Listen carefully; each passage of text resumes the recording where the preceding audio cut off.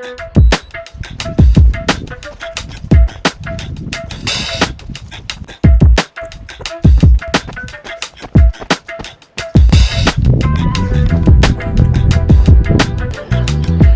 been out for a run.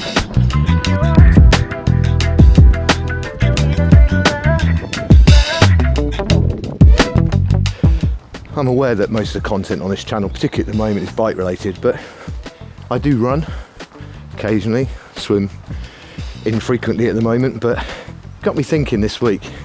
One of the things that I noticed was this sense of sort of fitness coming back on the bike.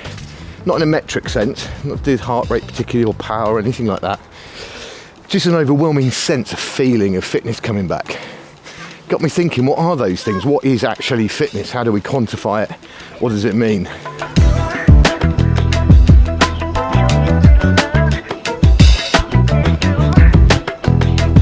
So we all know the metric stuff. We know about lower resting heart rate or power to heart rate or CSS or FTP, all these different measurements that we can put numbers on.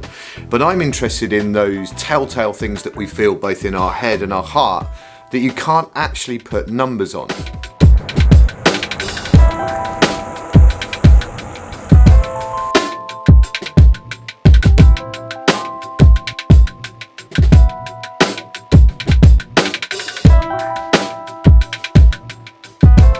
Okay, so the first thing that I've noticed over the last week or so is just feeling less tired and having a bit more energy at work. The last 5-6 weeks at work have been mental, lots of friction, no kind of easy days because we're in a new site and everything is taking energy to remember where I am, where I've got to go, where to find people, where I've got to be. Everyone at work's feeling the same way, and I've been feeling absolutely exhausted in terms of feeling tired and feeling like I've got no energy. Now, I did a little bit of reading into this because I was wondering whether I was fatigued or tired or what the difference was, and I actually found out there's a difference. So tiredness is a lack of sleep, not sleeping properly. Fatigue is a lack of energy that rest and sleep doesn't cure.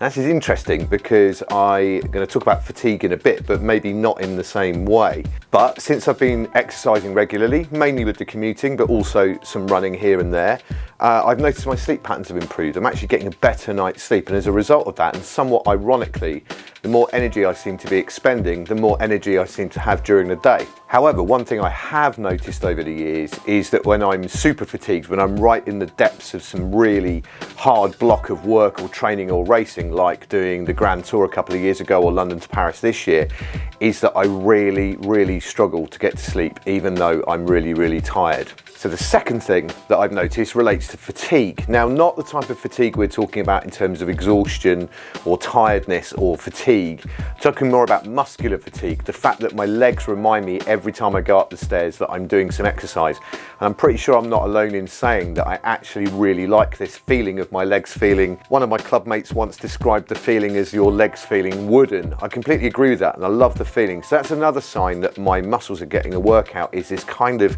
cumulative fatigue, but it doesn't feel nasty. Likewise, there's also a sweet spot when you're out on the bike where you're not taking it easy, but you're not also blowing. And I think until I get to that fitness level, I'm either riding super easy or I'm well out of my depth. And then there's this sweet spot that starts to kick in. It is just a sweet spot. It's kind of like a point where you're over the top of the gears and you're cruising along at a good pace, and you are putting energy in, but you're not exhausting yourself. And I love that feeling. But that feeling of fatigue in your body that you're actually working is the second thing for me. Number 3 is orthostatic hypertension. Now, you probably have experienced this at some point in your life, but I never get this when I'm not training, and I never get it when I'm super fit. It's always in this transitional period in between no fitness and good fitness. Is this idea that when you stand up you get a bit dizzy, and all it is a very short bout of low blood pressure when you stand up.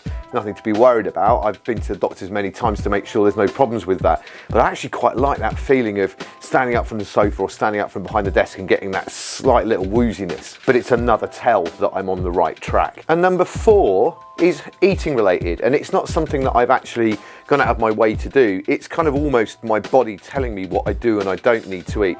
I've been craving less sugary stuff, less caffeine, less sort of cans of Coke, all these kind of stimulants and sugars and things that you need to kind of keep you buzzing. Now, I wonder if, and it's pretty surely related to the fact that I'm feeling less tired, that I'm getting more rest because I'm exercising more, so my body's not needing those stimulants to get through the day.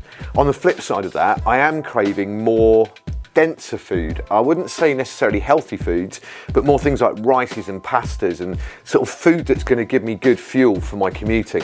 And number 5 is that I just feel more at peace with, well, everything, the world, myself, work, everything. Just feel a little bit more chilled out, a little bit more calm. Now, I think part of the reason for that is that I don't really like myself when I'm not training. I don't like the person that I am. I don't like eating badly. I don't like making bad choices when it comes to drink and just essentially not doing anything healthy.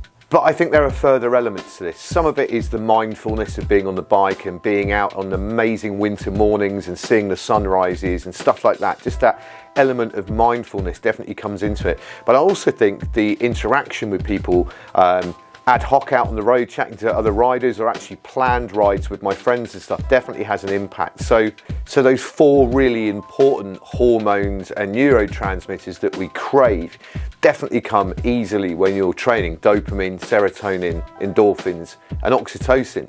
And of course, that's one of the reasons why physical exercise is such a massive benefit for our mental and physical health. So those are my non-metric based little tells, little hints that I'm getting fitter. And it pays to observe these, I think, because one of my biggest faults is that I tend to live in the future. I don't know if you're like this, but I always think about the next 6 months. So if I do this in 6 months' time, I'll be able to do this, or in 12 months, 18 months, 5 years. Whatever it might be, I'm always thinking about what I can do now for the future. And I think one of the biggest problems with that is I end up not living in the now. So how am I doing right now? Well, I'm doing all right, actually. I'm not putting tons of pressure on myself. I did 200 kilometers of commuting last week, did a couple of little rehab runs, some strength and conditioning, nothing too full on. I don't want to end up with a full schedule and a weighing in and going all in on the food and everything, because generally speaking, that's how I approach life. And the next thing that happens is it all comes crashing down. The whole all or nothing thing. I'm actually trying, believe it or not, to moderate what I'm doing, and I'm actually doing okay. I think the key is just to be focused and plan what I'm going to do the next week. So after a slightly bigger week of 200 kilometers this week, this next week I'm only going to ride in 3 times, 150k of commuting. And then on the weekend, I've got a little adventure planned with some friends on the gravel bike, which I'm really excited and a little bit nervous about, which is ridiculous really, because it's just riding a bike. But as you know from the channel, my experience is mainly road riding and time trials, so riding off-road is still a skill that I'm trying to build. That's the whole idea of this, but I am incredibly excited about doing that. And that's pretty much it for the week. I'm not planning anything too much heavier than that. Leave a comment below, let me know what your little things are that you notice when you're starting to get fit. Not metrics, it's not allowed to have a number in it. It's got to be completely perceived in your head or your body, and I'd be really interested to know what the things are that you seem to notice about yourself. Look after yourselves, have a great week. Don't forget to hit the subscribe button, give me a thumbs up, leave a comment, and I'll see you on the next video.